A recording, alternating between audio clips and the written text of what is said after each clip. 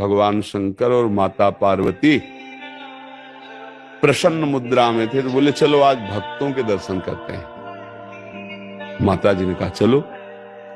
भगवान एक साधु के वेश में हो गए, माता जी पीछे साध्वी के रूप में हो गई। एक धनी आदमी चारपाई पे बैठा सुपारी कतर के खा रहा था, 50 गाय भैंसे सब। उससे कहा भाई 100 ग्राम दूध दे दो, हमारे ठाकुर को स्नान करवाना है। न जाने क्या क्या अशुद्ध शब्द बोल गए। पार्वती जी एकदम रुद्र दृष्टि में, हम दर्शन कराने आए भक्त के। पहले धूप का कष्ट सह ले तो छाया का सुख मिलता है, पहले अभक्त के दर्शन करो तब तुम्हें भक्त के दर्शन कराएंगे। हटे भगवान शिव और कहा हे भगवान श्री हरि, इसके पास जितनी संपत्ति है इससे और 100 गुना इसकी बढ़ जाए।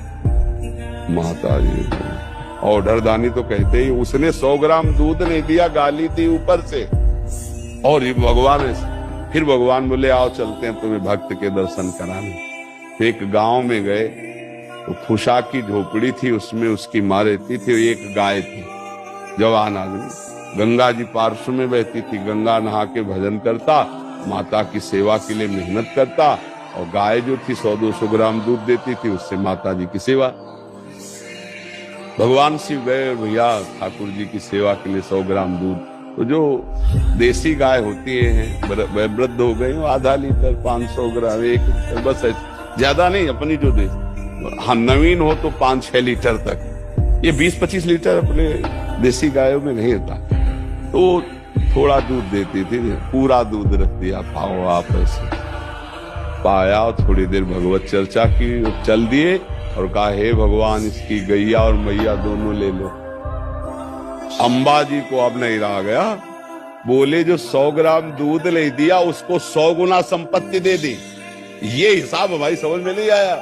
और जिसने जितला था उतला दे दिया गरीब आदमी, तो उसके दूध की जो वृत्ति आती थी वो गैया, और बात करने के लिए थी मैया, दोनों आप ऐसा बोले। यही तो समझ ठीक समझो। अभी इसका कुछ समय गैया और मैया में जाता है, अब ये अखंड भजन करके परमात्मा प्राप्ति करेगा। और वो उतने वैभव में तो अपमान संत का कर दिया, जब 100 गुना और बढ़ेगा तो महापाप करेगा, नरक जाएगा। समझ रहे? तो भगवान के विधान को हम लोग समझ नहीं पा रहे। अगर हमें भगवान नहीं दे रहे तो जरूर हम पर कृपा कर रहे हैं, ऐसा हमें मानना चाहिए। नाम जप करो, दूसरों की सेवा करो, तभी आप ये भक्ति का रास्ते समझ पाओगे। दूसरों से सुख लेने की भावना, भगवान को भूलकर संसार में रमना, तो आप